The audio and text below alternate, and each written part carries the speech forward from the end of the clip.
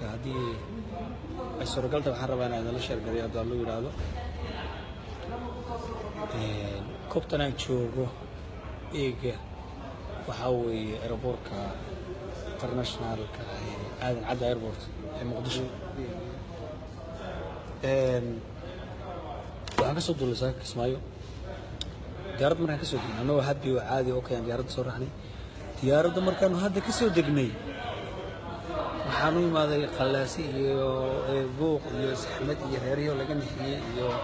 dad aad noo soo wacayo ninka cali ahaaba dhibaato ku dhacday dhammaan ummadda Soomaaliyeed aad baan idin salaamaya waan idin jeclahay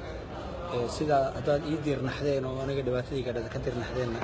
waad ku mahadsantiin laakiin waxaan rabaa inaan idin sheego aniga dhibaatadayda ma gaarin waan caafimaad qabaa cid ima sumaynin xay baan ahay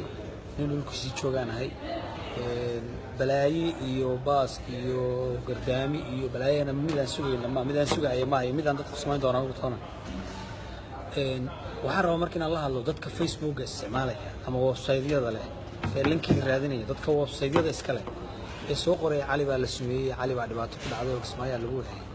imada reer waxaan doonayaa idin sheego warku hadduu been yahay dadka dhibaato baad ku samaynaysan mooyeen wax faa'iido oo soo wadaan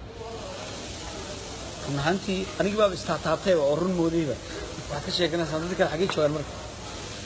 imise maqaal oo qoraalo website-yada la soo diray waxaan rabaa inaan idin sheego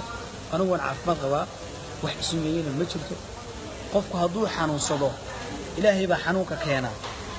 ilaahay baana caafiya laakiin haddii wax ku gaaro inaad qof bini'aadam iska soo xaraan wax aniga gaaray ma jirto waan caafimaad qabaa waan nabad qabaa 7 cishaan joogo magaalada Kismaayo soo dhaweyn qurux badan iyo muxubiye kalgacal fara badan